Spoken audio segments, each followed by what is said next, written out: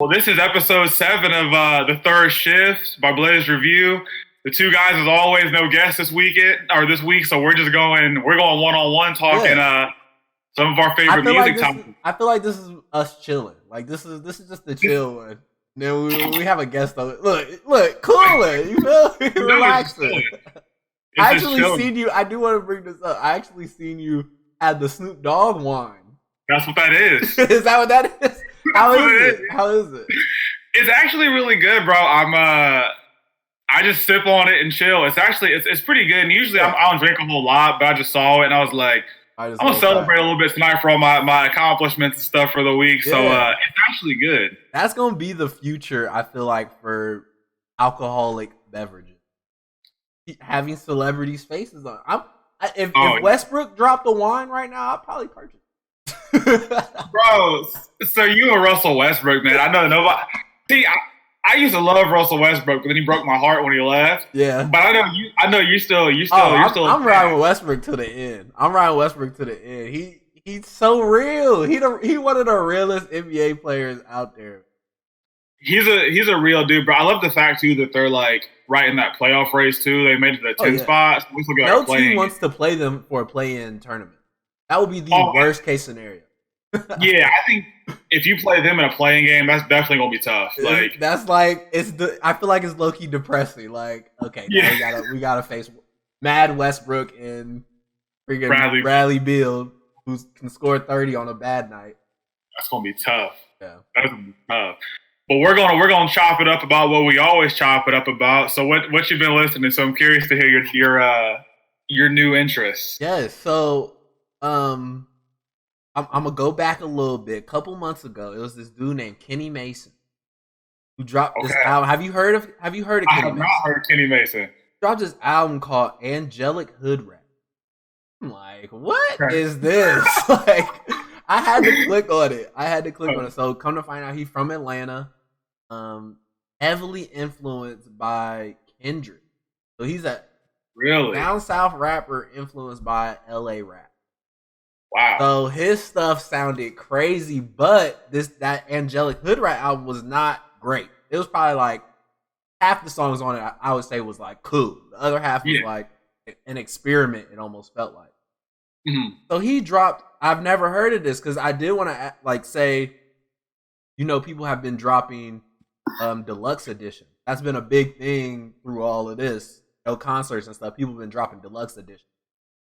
He didn't drop a deluxe edition. He called it a super cut, where he used the same album title and just redid every song. It's a new song for every song on the album. It's fire, bro. Wow.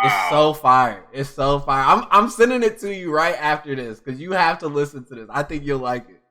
It's called Angelic Hood Rat? Angelic Hood Rat Super Cut. And actually, listen to both. Listen to both because you'll see where I'm coming from. Angelic Hood Rat was not great. I don't know if he said that too. Like, nah, I can do way better. Scrap the whole project. I got a whole nother one for you. It was fire. I've been listening to it nonstop for the last 3 days. It came out last week, so I'm gonna listen to it as soon as I get off here. Yes. When you said Kenny Mason, it's almost like a Travis Scott name, where they sound like a country singer. Yeah. I was like, Kenny Mason. I was like, what has he been listening to? Yeah.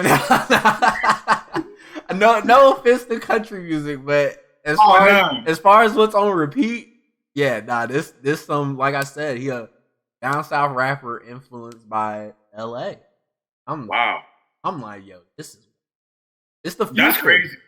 Yeah, and that's just crazy to see, the guys in different regions are inspired by guys in other regions. I think that just kind of shows too, the value of technology and stuff in this whole music. Where we're at in the world as far as how fast information travels, social media, all that. Yeah, dudes is literally influenced worldwide now. Yeah, it's wild. It is wild. But I'm gonna ask you real quick. So what I've been listening to might actually spark a debate here for a second. Okay. So I was looking at albums that turned 10 this year, and some of the ones that stuck out to me was Take Care turns 10 this year. Ooh. Watch the Throne, Rolling Papers, and The Carter 4. Rolling Papers 1? Rolling Papers 1, yeah. Ooh. I'm gonna tell you, bro. It's so funny. Rolling Papers one had, I think Wiz Khalifa in that time had more of an impact on people than people admit. Because I remember being like a freshman in high school wearing the shoestring belts with the snapbacks and stuff, and I was like, everybody was Taylor Gang for at least 6 months to a year. Everybody was for at least 6 months. But here's where the debate starts. So I don't think Watch the Throne has really aged as well as people say it has. No, because I'll personally say, I mean, I don't know if I'm agreeing with you. I don't know. Are you saying no, it hasn't aged? I don't think it has. I ain't gonna lie, it ain't no debate for me on that one. That's I agree with you just because I feel like even when that album dropped, I feel like it was a little experimental. Yeah. I almost feel like Jay-Z and Kanye really didn't make much music together in that long span of time where Kanye was on the come up, Jay-Z was on the come up.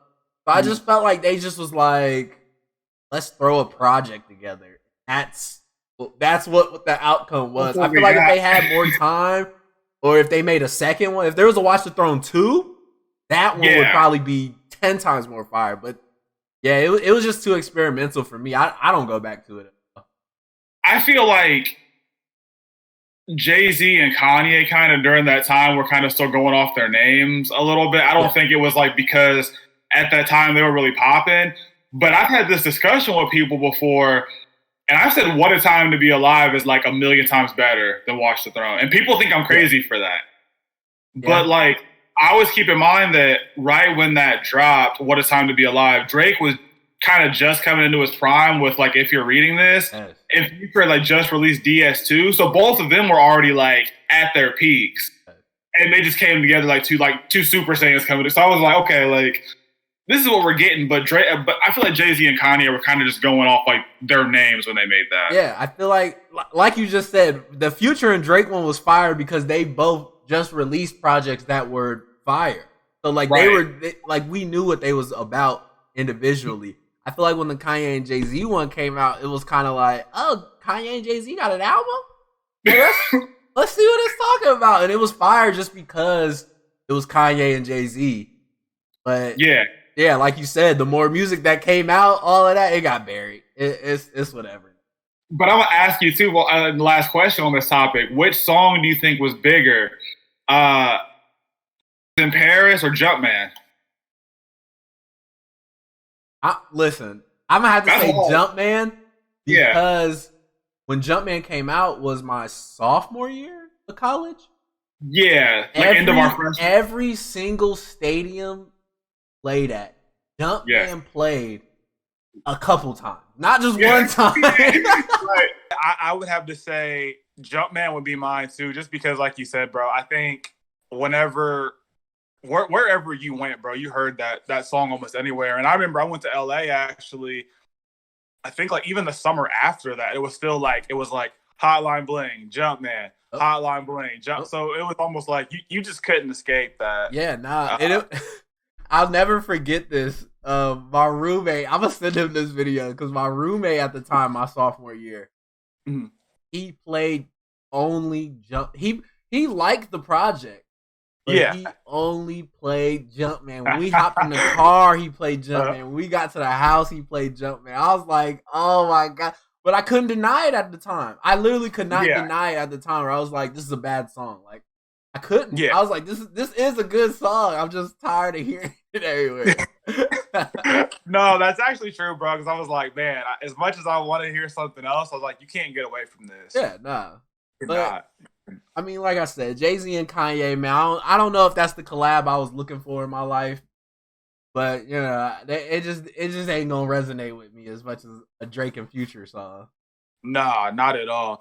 But you said, so if we're looking at Rolling Loud that's coming up too, you said there was so you wanted to talk about it because there was an artist you said you've been listening to. Yeah, well, actually, who I actually, the album that they just dropped, the Angelic Hood Rat super cut, Kenny Mason, he's on Rolling Loud. And which day? I think, I'm looking at it right now. He's on Friday, the first day. See, he's in there. I wrote a couple of the names down. He's in there with a pretty hefty group of people. Exactly. And I was like, I kind of feel, You ever find an artist where you're like, I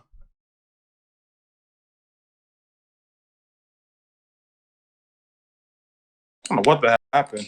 I don't know what that was. You back? Are you good? Oh, I think it disconnected from my lap. Okay, it did something to my laptop. Oh, okay, yeah. It probably did. It probably did. Okay. So what are you going to start? You want to start from the whole Rolling Loud thing again? Just start from the top of the Rolling Loud. Okay. So earlier we talked about your guy Kenny Mason, and he's performing at a huge music festival, Rolling Loud. So you said he's on Friday, correct? He's on Friday, and it's big names in there. And I was gonna ask you, you ever feel like, I don't know, you ever get that feeling when you find an artist before most people do? Where you're like, oh yeah, like this is fire because I found out about it. That's how I feel like with Kenny Mason. I'm investing that. I'm investing right now. Kenny Mason's stock is gonna go way up. I feel like especially after this, because I'm sure a lot of these artists do some type of like marketing rollouts for Rolling Loud. So I'm sure he has something on tab this summer, or you know what I mean, right after the summer, because this is a lot of spotlight on you. I was gonna say, so Friday, a couple of the names: A$AP Rocky, 21 Savage, Lil Baby, Playboy Cardi, Trippie Redd, Rick Ross, Ski Master, Slump God. That's a hefty lineup in that mud. Yeah, that's a hefty lineup to be in there with. But I think both days, honestly, looking at some of these names, I think Friday would have to be my favorite day probably, because I feel like Friday looks like the most lit to me. I think so too. I would say, yeah, Friday is up there just because I see Playboy Cardi. Playboy Cardi show for that album he just dropped is going to be insane. Playboy Cardi was crazy when I saw him. I was 2017. I saw Playboy Cardi. He was good. He was actually really good. It was for his last album, I'm assuming, right? Whatever was it his debut? Yeah. I think it was the one that had Woke Up Like This. Album. Yeah. So yeah, Playboy Cardi, but I feel like looking at Saturday's lineup, I think besides Travis and Young Thug and like Kodak, I'm not really a Lil Durk fan, so I'm not really like too like pressed for Saturday. I just had actually Saturday does have Young Thug and Gunna. Yeah. So I did see that. That's kind of hard, but yeah. I just had a discussion with somebody about Lil Durk and what he's doing with trap music on mainstream, because I don't know if you've seen, but he just did a show on Jimmy Fallon. And I feel like I did see that. And people were just like, this is a trap rapper on a show that gets hundreds of thousands of viewers. Yep. That's crazy. Hey, credit to him, man. Yes, he's definitely starting the way for that. But that is crazy when you think about guys like that who are now on. Because I mean, realistically, you've had rappers all throughout, like, you know, history. But I mean, there were more like woke rappers, with a message. But I mean, like Lil Durk, man. I mean, like for him to be up there, that's crazy. That's real street rap. So for that to, like I said, be on national television, on primetime nightly television, whatever they call it. Hey, that's big for him, because a lot of people was bringing up in the discussion was Chief Keef. They were like, nah, Chief Keef was the first one to take it mainstream. It was like, nah, Chief Keef took it mainstream with his first album, and then he was like, nah, forget this. Like, I feel like he definitely didn't want to continue mainstream. I don't think he did either, because he could have did it. What was it? I'm trying to think. What was the name of Chief Keef's first album? Finally Rich. That album sold way more than it was supposed to. More than it was supposed to. So it's funny. I actually saw this post earlier that was asking like, which rapper had the biggest impact, or like who had the like best breakout single, and it was like Soulja Boy with Crank That, Chief Keef I Don't Like, Bobby Shmurda, Hot Boy, Kodak, No Flockin'. I mean, this list was like long, and I said, when you think about it, bro, like I don't really know which of these guys had like the biggest impact, because I feel like people are still kind of riding Soulja Boy's wave to a degree. I don't know. I've been talking. I love that you brought this up because I've been talking about this in one of my group chats. Because somebody shared this Twitter post that was like, you know, them posts that be like nobody, and then it's like me, and it was like nobody, and it was like me in 2005, and it was like, watch me hit that bird walk. I was like, yo, like, Soulja Boy. I'm honestly, I don't even know who was on that list you said, but that era of hip hop was, if you don't sound like Soulja Boy, you're not gonna make it. That was literally every song for at least like 5 years. Yeah, and it's funny, like in 2021, saying like if you don't sound like Soulja Boy, then, it's like wild. It's wild. But looking back, bro, like my early middle school or early it was like late elementary, early middle school days. Soulja Boy was like the guy for a long time. Seeing that Twitter post literally like shocked me. Like, wait, Soulja Boy really was running stuff for a minute. Like we like Soulja Boy deserves his flowers because I feel like, for one, he was somebody who really showed how far you could take hip hop as far as YouTube, video shows, features. Like, I feel like he took hip hop to another level as far as income, and he took it far as stardom as well. He was on Nickelodeon, like, you know what I mean? He was doing appearances everywhere. Like, I feel like Soulja Boy was really somebody that was like, oh, ringtones was another one. He started basically ringtones. Like, that's crazy, bruh. Yeah, so Soulja Boy was definitely one on my list. I think Chief Keef was kind of like behind him, and I think a lot of people who were maybe like a little bit younger than me said Chief Keef. But I was like, if you were there for like Soulja Boy, like in the beginning, I was like, it has to be Soulja Boy. Soulja Boy was making people create dances. He was making people think about YouTube videos. He was making people upload their music for ringtones. He was making people dress different. Like, literally, his impact was just, it flooded everything, man. It did. So I'd have to say Soulja Boy, but I was going to ask you real quick, too. So the Sunday lineup, are you sold on it? So Post Malone, Uzi, DaBaby, Megan Thee Stallion, Tyga, Gucci Mane, Lil Yachty, T-Pain, Fetty Wap was the name you two threw out. Yes, I threw that out because I feel like Sunday is probably the best one after Friday. I feel like Saturday is just like a type day. Honestly, after probably Young Thug, Kodak, Gunna, it's just, you just got to be a fan of the rest of those. Oh, I didn't see Chief Keef on Saturday. Hold on. I don't know. This Rolling Loud is crazy. When I told you I sent you this list, I was like, yo, it really feels like this is just who people talking about. It was like, hey, let's just have a big show of everybody who people talked about the last year. Bro, so I agree with that too. And it's funny because like the list starts so big and then they get smaller. So like you miss people on there. And it's just like, hang on a second. It's just like they got Drake all the way at the bottom in the fine print. I'm just like, okay, hang on. But I feel like Sunday would probably be the second day for me. Cause like you said, Saturday, I feel like feels really top heavy. I'm looking at Saturday again and I see Cash Page, who's a singer that just signed with Def Jam. Benny the Butcher. Who was it? Oh, Lucky. It's some underground people on here that's making me think different now. Check West. Oh my God. It's crazy because, for one, Rolling Loud is definitely taking that leap of faith as far as being the first festival of this year. And my thing about that is that there hasn't been no shows even small to this magnitude.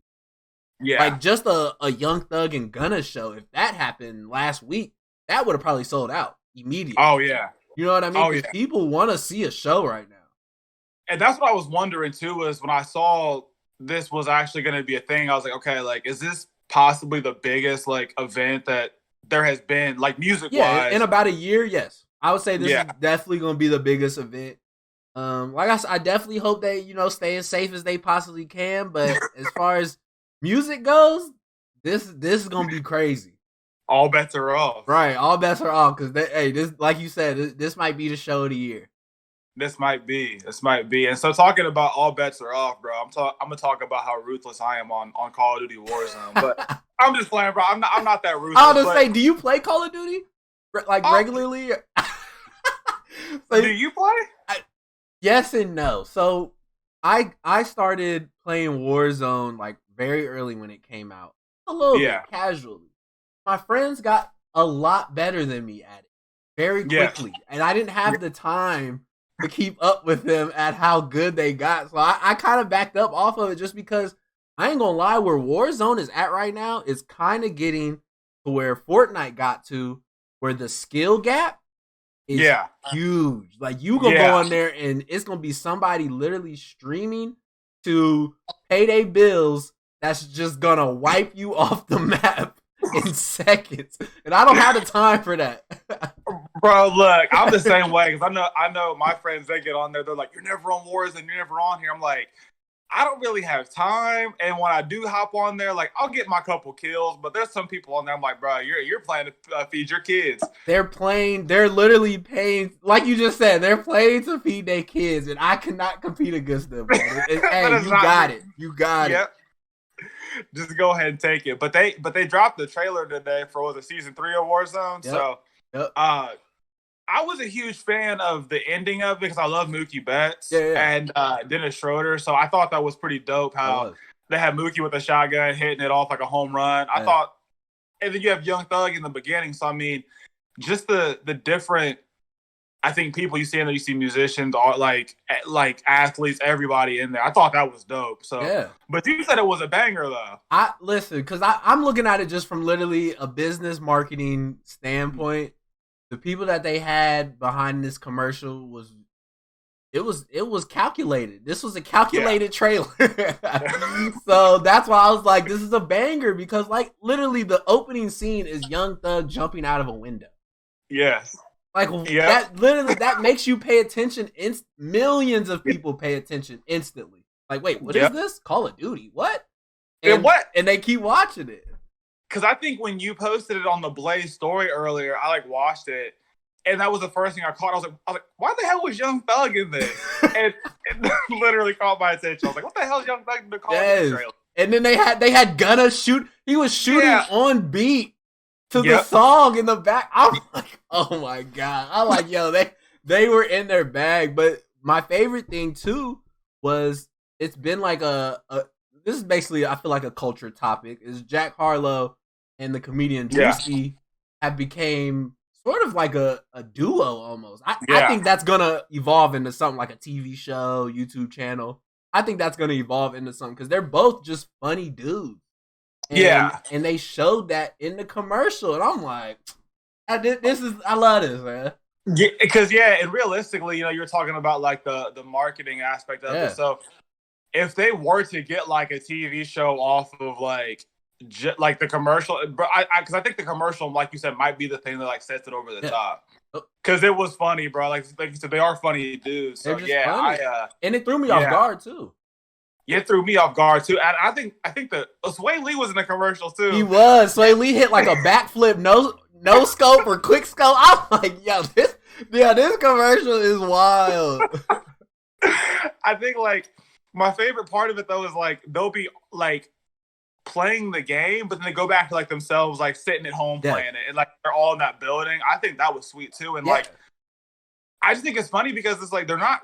I mean, realistically, Call of Duty is not putting anything crazy new in. They're just marketing like season 3 for a game that's been around for like a year or like or however they're doing it. So it's like I'm about to say, I'm just gonna add on to what you were saying. Like that's literally why they went balls to the wall on this trailer, is because when has Call of Duty ever waited over a year to talk about a new Call of Duty? That hasn't happened in a long time. So I think a lot of people were paying attention to that. Like, hey, is Warzone all y'all got? Like, is this it? And they might have rejuvenated themselves for another 3 months, 4 months. Who knows how much time they bought them? But this was a bang. I think a lot of people, I seen like just in the replies of that tweet, like people was atting people like, we hopping on tonight? Like, is this the move this weekend? Like a lot of people was coming back to the game just because of this trailer too. And I'm wondering too, do you think any other video games will kind of maybe catch on to that wave of like adding more celebrities? Well, I really wanted this topic because like we was just talking about, they used a lot of influence from culture. They used culture to move their game. And I don't know if you've seen this, but very early into quarantine and stuff, Roblox, no, not Roblox, Fortnite did it first. Fortnite had the Travis Scott event. I remember that, yeah. That was insane. They said it was 1 million people that watched it. A million. Just imagine they could have threw a Coca-Cola billboard in the background and made a couple $100,000. Yep. Just off of 1 million people watching that. It is literally crazy, bro, because when you think about Travis Scott, like, I think of the Fortnite, I think of his shoe deals, I think of, like, the Travis Scott meal, and it's almost like, it's nothing crazy. Like, it's really not anything crazy, but yeah, I remember the Travis Scott, like, Fortnite thing, and I was like, people are really going crazy because of it. Like, I think music and video games would be a big thing, but just to add another one, Roblox, I don't know who was behind this decision. Do you know what Roblox is? I've heard of it, but what is it? It's first of all, it's a browser game, so you don't need no console, you don't need anything to play it, but they have it on consoles. But that's how it started. Basically a browser game, and it's kind of like a Minecraft type deal, but it's more geared towards little kids. Oh. They got Lil Nas on there at the peak of his Old Town Road. Yep. And it did numbers. Once again, millions. It was literally, they had it for a specific day and time. It was 1 million people on their platform at once. That's insane. That is crazy. And that's why I was like, music, if we start doing more virtual concerts and stuff, I mean, just on some free stuff, because I'll add on something else, but on just some like, you just got to be on at this time, on this day, and you'll be able to see 2 songs. Yeah. And VR, like the VR headsets, they have events on there as well. Basically the same thing. You can go to a virtual concert. I was watching Snoop Dogg DJ on my headset on my couch. I was chilling. I was like, yo, this is cool.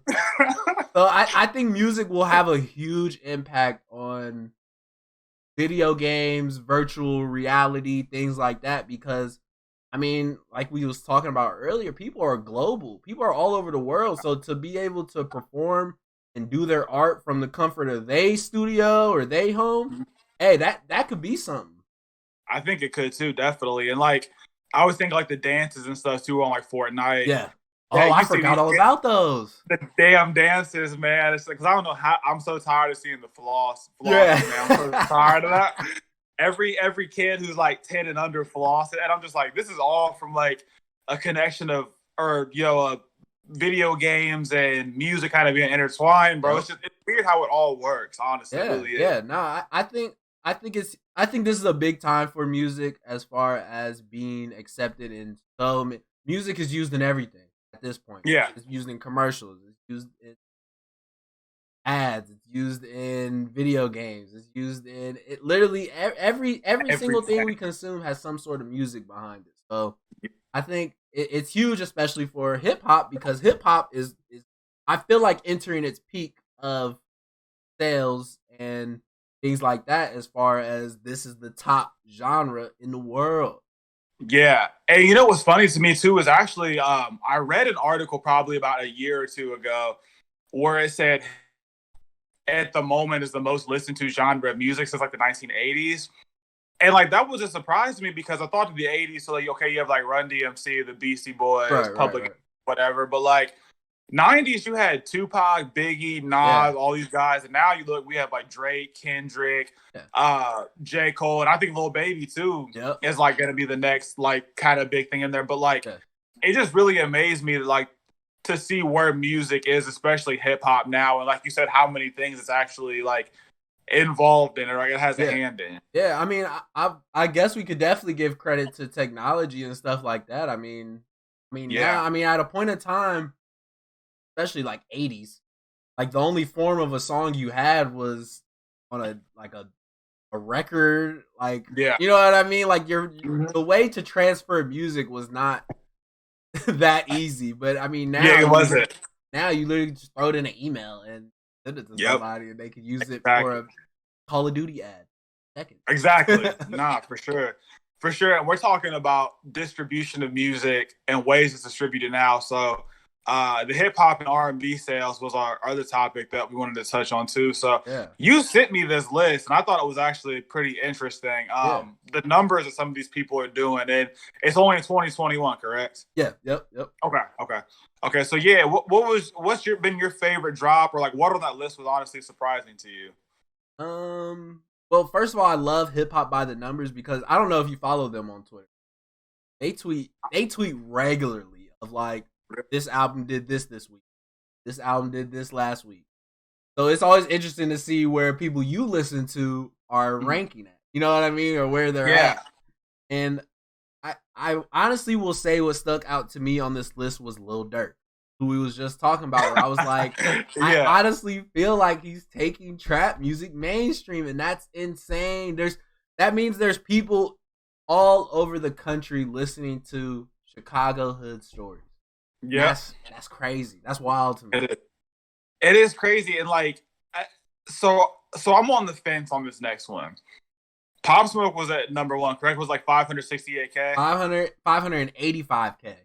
85K, okay. So do you think it's just because like of his death? Like, and I saw Juice WRLD's on there too. Like, do you think if they were still alive, like their records would be doing those kind of numbers? This conversation is always interesting because you just don't know. Like, you literally, there's literally no way to know. You know what I mean? Exactly. And, like, did you say X was your other example? Or who did you say? I thought, was X on the list? No, he wasn't. But that was just that was immediately who I thought of, because it's the same thing happened when he passed away. Is his album shot up the chart? Yeah. It's like, you can't be mad. It's like, you can't be like, man, why is his album up there? Like, and then I think about it, like, me personally, like when Pop Smoke passed away, I ain't gonna lie, I didn't listen to a lot of Pop Smoke, so I went and listened to some Pop Smoke. That's literally what happened. So I feel like a lot of that adds to the streams and the album sales as well. People just being like, who is Pop Smoke? Why are y'all all talking about Pop Smoke? Let me tune in. And it's definitely like I said, it's an interesting topic because you just don't know why their albums are doing the numbers they're doing. But hey, man, I'll be real with you. I got hip to Pop Smoke on Jack Boys when he had the song Gotti with Travis. That was when I got hip to who he was.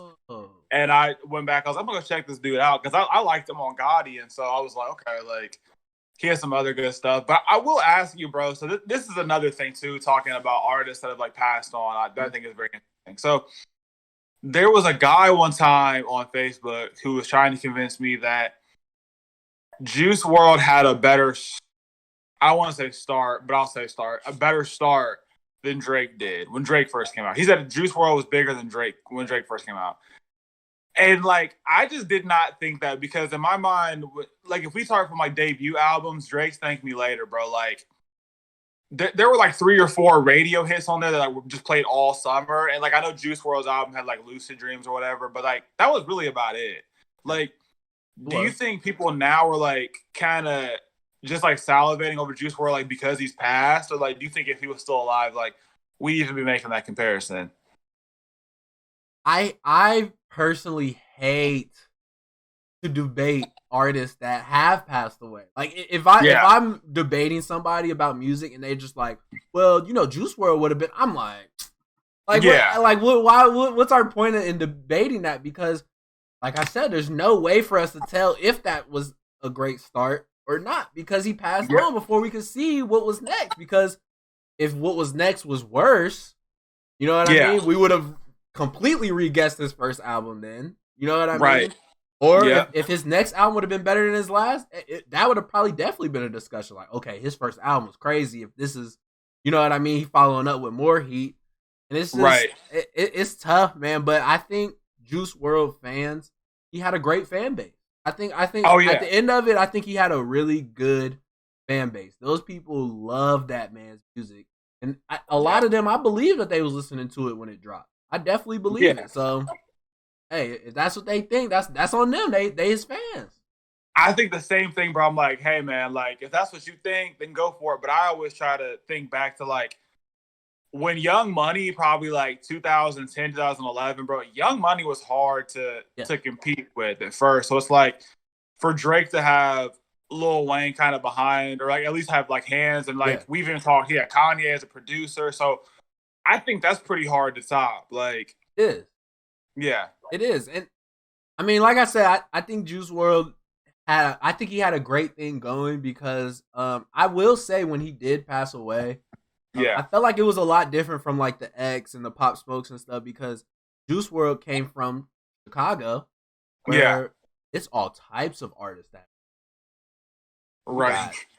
Like we said, Kanye, Dirk, like Chief Keef, people that have been very successful in music that were shook by Juice WRLD passing away. So just that alone, I definitely felt he was very talented. He definitely had a lot of things going for him. So that's why I'm like, hey, if his fan base saying that, man, they felt that with all their heart. They did. I swear, like we'll probably hear that when we're grown. When we're grown, somebody's gonna bring up Juice WRLD. I'm gonna be what? Juice WRLD? What?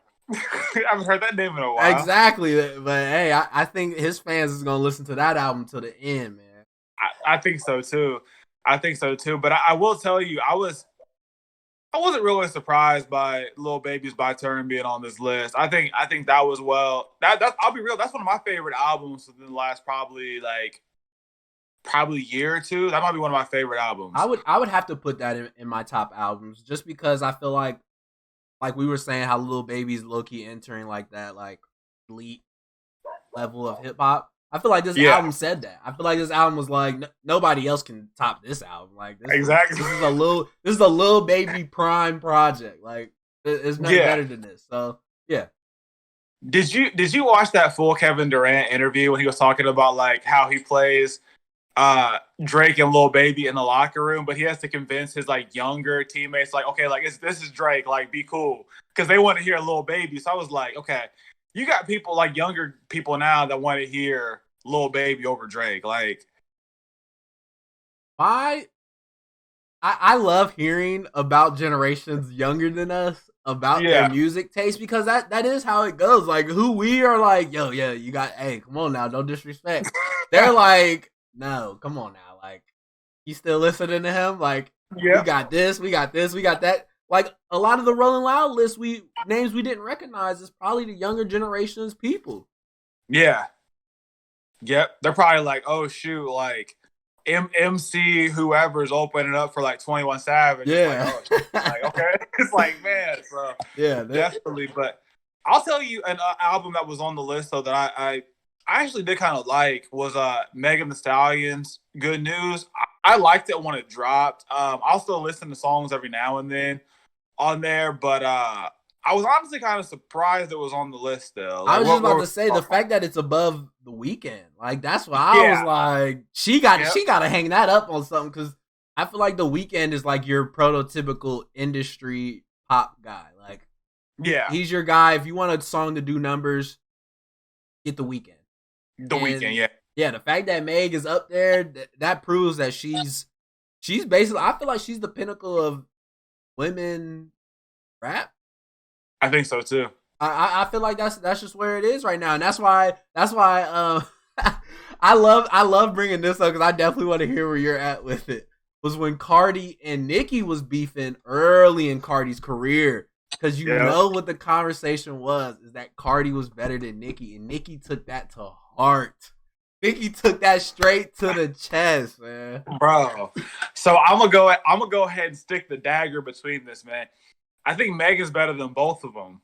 Quite honestly, that's why I said that. That's why I brought that out. But continue what you're saying. No, see, I think Cardi, I was turned off to her because like how her personality is, and like I'm a person where like if your personality sucks, then like your music is whatever. There's no way I can relate to your music. Yeah, and so I always felt like Nicki kind of to a degree. I feel like after a while, a lot of her like metaphors and stuff that she would use, I feel like a lot of them kind of got to be the same.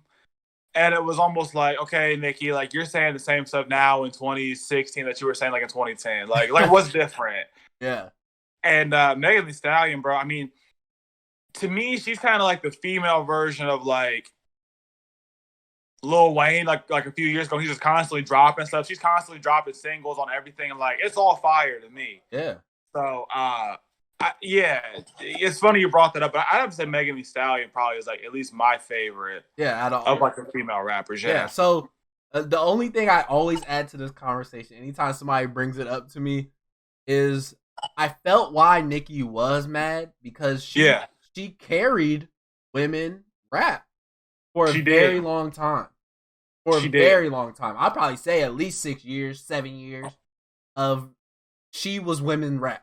Like that was she was. Like it really was only Nicki. If you listen to anybody else, like they either didn't drop enough, they either, you know what I mean? Like I said, just didn't have the catalog. I feel like that was the biggest thing between Nicki and other female artists.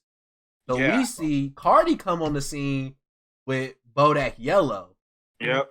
That demolished all of Nicki's momentum that she had. Like literally any momentum Nicki had was absolutely gone with Bodak Yellow drop. Oh, easily, yeah. And I felt like that was Cardi basically saying like, all right, your time is done. Like your time is over with. And Nicki, she definitely took that to heart. But yeah, like you said, Meg, I felt like Meg is more focused on the grind and her talent. Yeah. And has made, like we just seen, is ranked above The Weeknd in album sales. Because it's funny you say that about Cardi and Nicki. So I remember like a lot of rappers, like female rappers when I was younger. Like we had the Eves, like the Lil Kims. Yeah. And those are two of my favorites growing up. Da Brat, she was one of my favorites too. But I think 2009, 2010, Young Money got their start. Like you said, so that time then to probably, when did Bodak Yellow, was that 2017, 2018 or somewhere around there? Yeah. I would say I'm gonna look it up just to confirm. 2017. 2017. So yeah, that little like 7, 8 year gap, like you said, that was all Nicki. All Nicki. That was literally all Nicki. She ran it. So I agree with you, bro. She did have every right to feel like that, bro. Because Cardi, just as much as I don't like Cardi, I give credit where it's due. She came in and she was just like, "Yo, like this is me. Your time's done." And it's funny because I seen an interview of Nicki, because the only reason I got into this discussion is because there's a YouTube video that basically has like day one of Cardi and Nicki beef and like all the way to where they are now. It was interesting because it was stuff I never seen them say. You know what I mean? Interviews and stuff. Because I don't watch any Cardi interviews. I don't watch any Nicki interviews. So to see those like snippets of them saying this stuff, and there was really a time where Nicki was like, "I did this. Like, I created the platform you standing on. Like, you know what I mean? Like, I paved the way. Like, don't disrespect me." Exactly. That was basically how Nicki was talking, and Cardi was just like I said, Cardi was like, "Hey, if you mad, you mad. Like it's my time now." Like basically. And I feel like, bro, we're gonna see a lot more of these type of things come out over the next couple of years. Is like people. I mean, like I said, these younger artists. I mean, they're not anything to play with, and I think our generation gives the next wave of people more credit than like the past gives our wave. Like, because realistically, people always tell me like, "Oh, guys like Drake and Kendrick, like they're never gonna be like how guys like 20 years were." But I feel like we give the new guys plenty of credit. I feel like, and I think you're going to see more of that competition come out. Yeah. No, that's real. Me and my dad. My dad is a music head as well, and my dad put me on to just listening to music. Like, you ain't gotta like them, you know what I mean, off the first listen, but at least you gave it a try. Like, you can't be in no music argument and only listen and haven't even listened to their project, listen to their music, nothing like that. So that's how I've always came across it, is like, I want to hear new music. I want to hear what's the next thing, because like I said, we in a point of where music is global. Like, there's UK rappers I like. Like, I couldn't imagine me saying that 10 years ago. Nope. You know what I mean? Like, so that's why I'm like, if people are closed-minded to music in 2021, Yeah, they missing out. Yeah, you're choosing to be closed minded, Yeah. like at this point. Because I sometimes go on app.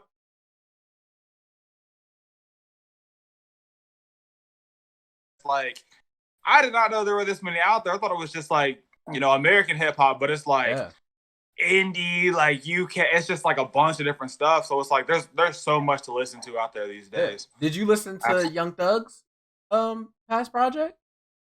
The one that dropped last week? Yes. Sign Language here? Oh yeah. We was tweeting about that. We haven't got a chance to talk about that.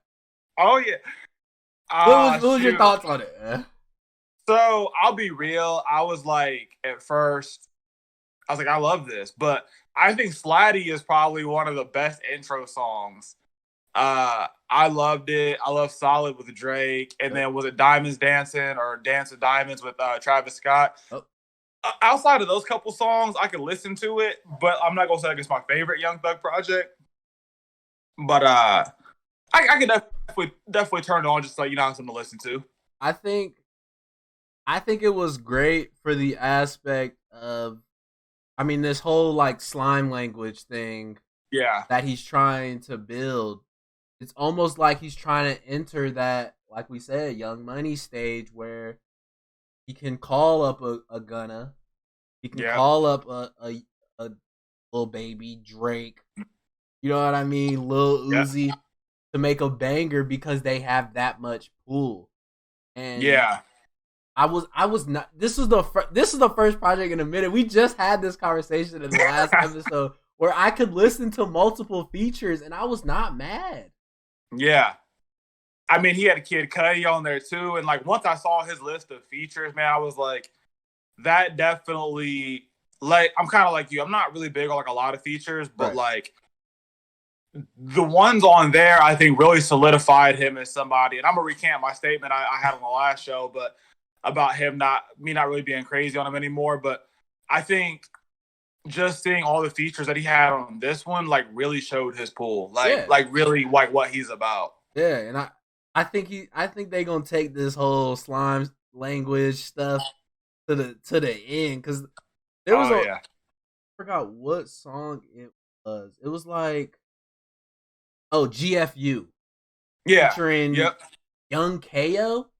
Yeah. That song's a banger. I was like, yo, like literally they had, what was it, like Sheck West had a verse on it. It like that song all around was slime language too. I feel like that song in the video. Have you seen the music video for it? I haven't seen the video for it. No. It was perfect. It was literally them just kicking it and showing like, hey, it's a good time over here. Yeah. Yeah, nah, man. I definitely think it's gonna be like an album for like this summer. If I'm just like, doing something like chilling, I can throw it on, listen to it. But yeah, the features were the most impressive thing to me, man. I was like, yeah, he's really got the juice to be able to pull this off. Yep. Absolutely. There ain't gonna be a lot of albums like that one. And hey, shout out to Young Thug putting that together. It's your favorite artist. He not my favorite artist, but he up there. He definitely up there just because I just like him as a originator. I'm always if you the more we talk in these discussions, you have realized like I love people who are original. I don't sound like nobody, who don't get influence from nobody. Like that, it's one of one. That's why I mess with Young Thug. Yeah, no, I definitely agree with that. Well, yeah, bro, that was all of our topics for today. We had some good stuff. So, Third Shift, episode 7. We have any guests coming up soon? We gonna work on something. We gonna work on a little something for next episode, for sure. So, episode 8, and we're working on bringing on our other host as well. So talking some movie reviews. Yeah. So we got some things we working on, man. We do. We definitely do have some things. It's all coming together. So, Another fantastic episode of the show, the Third Shift, episode 7, and we will see you guys next time on episode 8. Sure. Yep. Yes, sir.